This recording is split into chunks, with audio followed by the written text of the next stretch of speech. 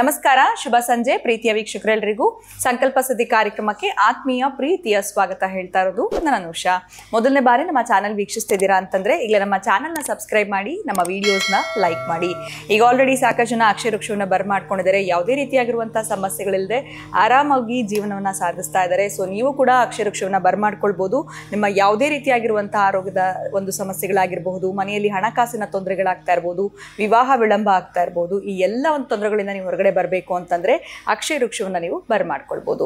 ಇದ್ರ ಬಗ್ಗೆ ನಿಮಗೆ ಹೆಚ್ಚಿನ ಮಾಹಿತಿ ಬೇಕು ಅಂತಂದ್ರೆ ಸ್ಕ್ರೀನ್ ಮೇಲೆ ಸಂಖ್ಯೆಗಳು ಬರ್ತಾ ಇದೆ, ಸೊ ಕರೆ ಮಾಡಿ ಮಾಹಿತಿಯನ್ನ ಪಡ್ಕೊಳ್ಬಹುದು. ಕಾರ್ಯಕ್ರಮದಲ್ಲಿ ನಮಸ್ತಲಿದ್ದಾರೆ ಸ್ಪಿರಿಚುವಲ್ ಗುರು ಡಾಕ್ಟರ್ ವಿಷ್ಣುದತ್ತ ಗುರುಜಿಯವರು. ಬನ್ನಿ ಗುರುಗಳನ್ನ ಇವತ್ತಿನ ಕಾರ್ಯಕ್ರಮಕ್ಕೆ ನಾವು ಬರ್ಮಾಡ್ಕೊಳ್ಳೋಣ. ನಮಸ್ತೆ ಗುರುಗಳೇ, ಕಾರ್ಯಕ್ರಮಕ್ಕೆ ಆತ್ಮೀಯ ಸ್ವಾಗತ.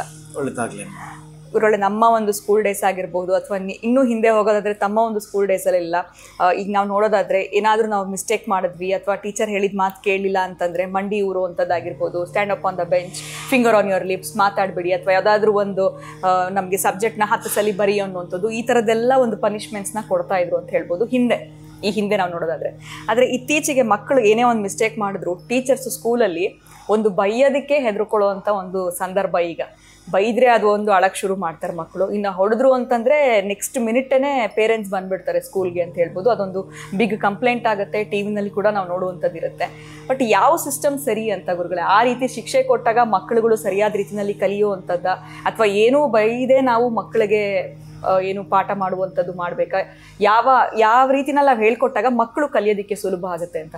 ಸೊ ಈ ಥರ ಎಲ್ಲ ಪನಿಷ್ಮೆಂಟ್ ತೊಗೊಂಡಾಗ ಅದೊಂದು ಯೋಚನೆ ಬರ್ತಾ ಇರುತ್ತೆ, ಇನ್ನೊಂದ್ಸಲಿ ಪನಿಷ್ಮೆಂಟ್ ಬೇಡಪ್ಪ, ನಾನು ಸರಿಯಾಗಿ ಮಾಡಬೇಕು, ಕರೆಕ್ಟಾಗಿರಬೇಕು ಅಂತ. ಇಲ್ಲಿ ಏನೂ ಮಾಡೋಕ್ಕೆ ಬಿಡಲಿಲ್ಲ ಅಂದ ತಕ್ಷಣ ಇದು ಒಂದು ಇಶ್ಯೂ ಆಗಿ ರೈಸ್ ಆಗಿಬಿಡುತ್ತೆ ಅಂತ ಹೇಳ್ಬೋದು. ಇತ್ತೀಚೆಗೆ ತುಂಬ ನಾವು ನೋಡಿದ್ದೀವಿ ಉದಾಹರಣೆಗಳು ಅಂತಲೇ ಹೇಳ್ಬೋದು. ಯಾವ ಒಂದು ಸಿಸ್ಟಮ್ ಸರಿ ಅಂತ ಹೇಳ್ತೀರಾ ಗುರುಗಳೇ ತಾವು? ಓಂ ವಿಶ್ವಸ್ಮೈ ನಮಃ. ಪ್ರೀತಿಯ ಬಂಧುಗಳೇ, ಅದೇ ಅದೊಂದು ಕಾಲವಿತ್ತು ಅಂತಾರಲ್ಲ, ಮಾತಾಡಿದ್ರೆ ನಮ್ಮ ಕಾಲ ಇತ್ತು, ಅಷ್ಟು ಚೆನ್ನಾಗಿತ್ತು ಅಂತ ಮಾತಾಡ್ತಾರೆ, ಎಂಜಾಯ್ ಮಾಡ್ತಾರೆ. ಇವತ್ತು ಕೂಡ ತಿಳಿದುಕೊಂಡು ಅವರ ಆಟವಾಡಿದ್ದ ದಿನಗಳು, ಅವರ ಬದುಕಿದ ದಿನಗಳು, ಆ ಮಣ್ಣಲ್ಲಿ ಆಟ ಆಡಿದ್ದು, ಕೆಸರಲ್ಲಿ ಆಟ ಆಡಿದ್ದು, ಅವತ್ತು ಟೀಚರ್ ಬೈದಿದ್ದು, ಹೊಡೆದದ್ದು, ಬೈದದ್ದು ಎಲ್ಲವೂ ಕೂಡ ಸ್ವಾದವೇ. ಇವತ್ತೇನ ಮಾಡಿದ್ರೆ ಮನೆಯೆಲ್ಲ ನಾದವೇ, ಮನೆಯೆಲ್ಲ ಕೂಡ ಅಲ್ಲಿ ರಾದ್ದ ಅಂತ ಆಗ್ಬಿಡುತ್ತೆ. ಅದಕ್ಕಾಗಿ ನಿಜ ಒಂದಷ್ಟು ನಾವು ಮೆಲುಕು ಹಾಕೋದಾದರೆ ಆ ಹಿಂದೆ ಇರತಕ್ಕಂತಹ ಶಿಕ್ಷೆಗಳು ತಕ್ಷಣ ಶಿಕ್ಷಣವನ್ನು ಕೊಡ್ತಾ ಇತ್ತು ಅವನಿಗೆ, ತಕ್ಷಣ ಶಿಕ್ಷಣವನ್ನು ಕೊಡ್ತಾ ಇತ್ತು ಆ ಶಿಕ್ಷೆಗಳು. ಇವತ್ತು ಶಿಕ್ಷೆ ಇದೆಯಲ್ಲ, ಆಗೇನಾದರೂ ಟೀಚರ್ ಶಿಕ್ಷೆಗೆ ಗುರುಪಡಿಸಿದ್ರೆ ಮತ್ತೆ ಟೀಚರಿಗೆ ಅದು ಶಿಕ್ಷಣ ಕಲಿಸಿಬಿಡುತ್ತೆ, ಪಾಠ ಕಲಿಸಿಬಿಡುತ್ತೆ. ನನ್ನ ಮಕ್ಕಳನ್ನ ಬೈಬಾರ್ದು, ಮಾತಾಡಬಾರ್ದು ಅಂತ ಅವ್ರಿಗೆ ಸ್ಯಾಲ್ರಿ ಕಟ್ ಆಗೋ ಶಿಕ್ಷೆ ಆಗುತ್ತೆ ಅಂತ ಜನಗಳಿದೆ ಈಗ. ಬಹುಶಃ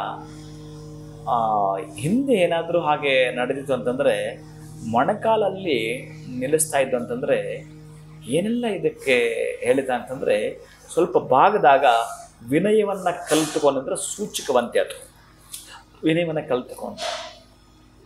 ಆಮೇಲೆ ಬಾಯಿ ಮೇಲೆ ಬೆರಳು ಇರಿಸ್ಕೊಂಡು ನಿಂತ್ಕೊಂಡಿರ್ಬೇಕು ಅಂತಂದರೆ ತುಂಬ ಮಾತಾಡೋರನ್ನ ನಿಲ್ಲಿಸ್ತಿದ್ರು ಅಂತಂದರೆ ಇದರ ಅರ್ಥ ಏನು ಅಂತಂದರೆ, ಇದರ ಗೂಢ ಅರ್ಥ ಸ್ವಪ್ರಶಂಸೆ ಮಾಡ್ಕೋಬೇಡ.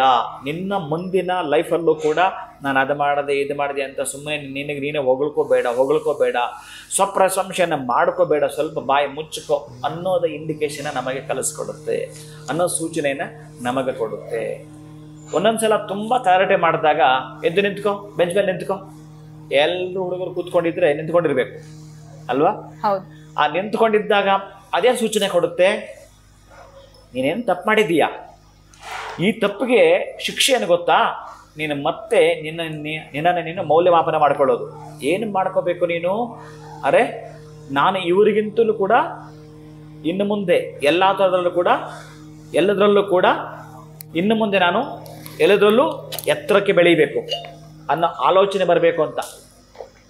ಎಲ್ಲದರಲ್ಲೂ ಕೂಡ ಎಲ್ಲರಿಗಿಂತಲೂ ಎತ್ತರಕ್ಕೆ ಬೆಳಿ ಅನ್ನೋ ಆಲೋಚನೆ ಬರಲಿಕ್ಕೆ ಇದನ್ನು ಆಗಷ್ಟೇ ಸದ್ಯಕ್ಕೆ ನಿನಗೆ ಅವರ ಮುಂದೆ ನಿಲ್ಲಿಸಿದಾಗ ಅವಮಾನ ಅಂತ ತಿಳಿದುಕೊಳ್ತೀಯೋ, ಅಥವಾ ನಾನು ಎತ್ತರಕ್ಕೆ ಬೆಳೆಯಬೇಕು ಅಂತ ನಿರ್ಧಾರ ಮಾಡ್ತೀಯೋ ಅನ್ನೋ ಸೂಚಕವಂತೆ ಅದು. ಹಾಗೆ ಹೇಳುತ್ತಾನೆ, ನಾ ಸ್ಕೂಲಿಂದ ಹೋಗು, ನನ್ನ ಪೀರಿಯಡಲ್ಲಿ ಇರಲೇಬೇಡ ನೀನು, ಅಂತ ಹೇಳಿ ಆಚೆ ಆಗ್ತಿದ್ರಂತೆ. ಅದರ ಅರ್ಥ ಏನು? ನೀನು ಇಲ್ಲಿ ಜ್ಞಾನ ಪಡೆದುಕೊಂಡೆ, ನಿನಗಿನ್ನೂ ಕೂಡ ಪರಿಸರದ ಜ್ಞಾನ ಅವಶ್ಯಕತೆ ಇದೆ. ಹೋಗಿ ಸ್ವಲ್ಪ ಆಚೆ, ಸ್ವಲ್ಪ ಆ ಕಡೆ ನೋಡ್ತಾ ನಾವು ಸುಮ್ಮನೆ ಇರ್ತೀವಿ, ನಿಂತ್ಕೊಂಡು ಎಲ್ಲ ನೋಡ್ತಿರ್ತೀವಿ, ಮರ ನೋಡ್ತೀವಿ, ಗಿಡ ನೋಡ್ತೀವಿ, ಬೆಟ್ಟ ನೋಡ್ತೀವಿ, ಆಚಾರ ಎಲ್ಲ ಥಿಂಗ್ಸು ನೋಡ್ತೀವಿ, ವಸ್ತುಗಳು ನೋಡ್ತೀವಿ, ಜಡ ವಸ್ತುಗಳು ನೋಡ್ತೀವಿ, ಸ್ಥಿರ ವಸ್ತುಗಳು ನೋಡ್ತೀವಿ, ಚರ ವಸ್ತುಗಳು ನೋಡ್ತೇವೆ, ಇವೆಲ್ಲ ನೋಡ್ತೇವೆ ನಾವು. ಅಂದರೆ ಪ್ರಕೃತಿಯಿಂದ ಕೂಡ ಒಂದಷ್ಟು ಪಾಠವನ್ನು ಕಲ್ತ್ಕೋ ಅಂತ ಹೇಳೋದಂತೆ. ನಮಗೇನಾದರೂ ಟೀಚರ್ಸು ಕೊಟ್ಟರೆ, ಬಾ ಇಲ್ಲಿ ನಿಂತ್ಕೋ, ಬಾ ಕಪ್ಪು ಹಲಗೆ ಹತ್ರ ನಾನು ಮಾಡಿದೆಲ್ಲ ಒರೆಸ್ತಾ ಇರ ಬಾ ಅಂತ ಇದ್ದರೆ ವರ್ಷಕ್ಕೆ ಅವ್ನು ಬಿಟ್ಬಿಡ್ತೀವಿ ತಪ್ಪು ಮಾಡಿದವನ್ನ. ಅದರ ಅರ್ಥ ಏನು? ನಿನ್ನ ತಪ್ಪಗಳು ನೀನು ಮತ್ತೆ ನೀನು ತಿದ್ದುಕೋಬಾ, ಸರಿಪಡಿಸ್ಕೋಬಾ ಅನ್ನೋದು ಅರ್ಥವಂತೆ. ಅದು ಇಷ್ಟೆಲ್ಲ ಕೂಡ ಆವತ್ತಿನ ಕಾಲದ ಶಿಕ್ಷೆಗಳಾಗಿತ್ತು. ಇವತ್ತಿನ ಶಿಕ್ಷೆ ಒಂದೇ. ಮಕ್ಕಳನ್ನು ಬೈದ್ರೆ ಸಾಕು, ಹೊಡೆಯೋದು ಆಮೇಲೆ ಮಾತು. ಬೈದ್ರೆ ಸಾಕು, ಓ ರಾಮ, ಈ ಪೇರೆಂಟ್ಸ್ ದಂಡೇ ಬರ್ತವೆ. ಯಾರೋ ಅವ್ರ ಕಾಂದಾನ ಎಲ್ಲ ಬಂದ್ಬಿಡುತ್ತೆ. ನಮ್ಮ ಮಗನ್ನ ಬೈದ್ರಂತೆ, ನಮ್ಮ ಮಗಳನ್ನ ಹೊಡೆದ್ರಂತೆ. ಅದಕ್ಕಾಗಿ ನಾವಿಲ್ಲಿ ಕಲ್ತ್ಕೋಬೇಕಾಗಿತ್ತು, ಶಿಕ್ಷಣ ನೀಡ್ತಕ್ಕಂತಹ ಶಿಕ್ಷಕರು ಮಕ್ಕಳನ್ನು ಶಿಕ್ಷಿಸಿದರೆ, ನೀವು ಕೇಳಿರಲ್ಲ ದಂಡಂ ದಶಗುಣಂ ಅಂತ ಹೇಳಿದ್ರಲ್ಲ, ಕೆಲವರಿಗೆ ದಂಡ ಒಂದರಿಂದಲೇ ಒಂದು ಹೊಡೆತ ಬಿದ್ದರೆ ದಶಗುಣಂ 10 ಗುಣಗಳವರಿಗೆ ಬರ್ತಾ ಇದ್ವಂತೆ, 10 ಗುಣಗಳವ್ರಿಗೆ ಬರ್ತಾವಂತೆ. ಅಂತಹ 10 ಗುಣಗಳು ಒಂದು ದಂಡದಲ್ಲಿ ಬರುತ್ತಿತ್ತಂತೆ. ಇವತ್ತು 10 ದಂಡ ಹಾಕಿದ್ರೂ 1 ಗುಣ ಬರಲ್ಲ, 1 ಗುಣ ನಮಗೆ ಬರಲ್ಲ. ಅದಕ್ಕಾಗಿ ನಾವೇನು ಮಾಡ್ಕೊಳ್ಬೇಕಂದ್ರೆ, ಒಮ್ಮೆ ಮಕ್ಕಳು ಆವತ್ತಿನ ಕಾಲಕ್ಕೆ ಗೋಡೆಗೆ ಮುಖ ಮಾಡಿ ನಿಲ್ಲಿಸ್ತಾ ಇದ್ದಂತೆ, ಗೋಡೆ ಕಡೆ ತಿಳ್ಕೊಂಡು ಅಲ್ಲೇ ಇರುವಂತ. ಅಂದ್ರೆ ಹಾಗೆ ನಿಲ್ಲಿಸಿದ ಅದರ ಅರ್ಥ ಏನು? ಒಂದು ಸಲ ನೀನು ಆತ್ಮಾವಲೋಕನವನ್ನು ಮಾಡಿಕೋ ಅಂತ. ಆತ್ಮಾವಲೋಕನ ಇವತ್ತು ಆಗಿಲ್ವೇ ಇಲ್ಲ, ಬೇರೆ ಲೋಕಕ್ಕೆ ಹೊರಟೋಗ್ತೀವಿ ನಾವು ಟೀಚರ್ ಬೈದರೆ. ಎಷ್ಟೋ ಮಕ್ಕಳು ಹಾಗೆಲ್ಲ ಮಾಡ್ಕೊಂಡಿದ್ದಾರೆ, ಹೌದು, ಏನೇನೋ ಮಾಡ್ಕೊಂಡಿದ್ದಾರೆ. ಅದಕ್ಕೆ ಇಷ್ಟೊಂದು ಆಗ್ಲಿಕ್ಕೆ ಕಾರಣ ಏನು ಗೊತ್ತಾ? ಇವತ್ತಿನ ಈ ಒಂದು ಹರಿಬೇರಿ, ಈ ಫಾಸ್ಟ್ ಫುಡ್ಗಳು ಮನುಷ್ಯನನ್ನು ಬೇಗ ಬೇಗ ಬೇಗ ಬೇಗ ಅಂತ ಹೇಳುತ್ತಲ್ಲ, ಅವ್ರಿಗಿಂತಲೂ ಇವ್ರಿಗಿಂತಲೂ ಹೆಚ್ಚಿಗೆ ನೀನು ಮಾರ್ಕ್ಸ್ ತೆಗಿಬೇಕು, ಓದಬೇಕು ಅಂತ ಧಾವಂತ ಇದೆಯಲ್ಲ, ಇದು ನಮ್ಮನ್ನು ಹಾಳು ಮಾಡಿದೆ. ಅದಕ್ಕಾಗಿ ಯಾವುದನ್ನು ಹೇಗೆ ಮಾಡಬೇಕು, ನಿಭಾಯಿಸಬೇಕು ಅನ್ನೋದನ್ನು ಮನೆಯೇ ಶಾಲೆಯಾಗಬೇಕು. ಅಲ್ಲಿ ಕಲಿಸ್ತಾ ಆಮೇಲೆ ಅವರ ಬುದ್ಧಿಮತ್ತೆ ಕೊಟ್ಟು ಯೋಚನೆ ಮಾಡಬೇಕು.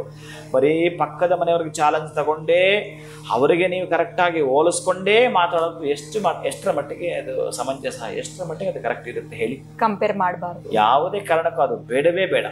ಯಾವತ್ತೂ ಕೂಡ ಯಾವ ಜೀವಂಚಿ ಕಾಲವೂ ಕೂಡ ಬೇಡ. ಯಾಕಂದರೆ ಅವರವರ ಬೆಳೆದ ಗುಣಗಳು ಬೇರೆ ಬೇರೆ. ಎಷ್ಟೋ ಜನ ವಿದ್ಯಾವಂತರು ಏನೇನಾಗಿದ್ದಾರೆ, ಅವಿದ್ಯಾವಂತರು ಏನೇನಾಗಿದೆ, ನಾನೇನು ನಿಮ್ಗೆ ಕತೆ ಹೇಳಬೇಕಾಗಲ್ಲ, ಎಲ್ಲ ಗೊತ್ತಿದೆ.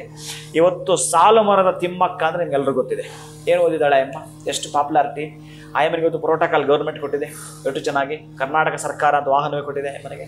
ಯಾವ IAS ಇರೋದಿದೆಯಲ್ಲ, ಯಾವ KS, IAS KS ಓದೋರು ದುಶ್ಚಟಗಳು ಕಲ್ತ್ಕೊಂಡು ಯಾರ ಜೊತೆ ಇದ್ದಾರೆ ನನಗೆ ಗೊತ್ತು, ಏನೇನು ಮಾಡ್ತಿದ್ದಾರೆ ಗೊತ್ತು.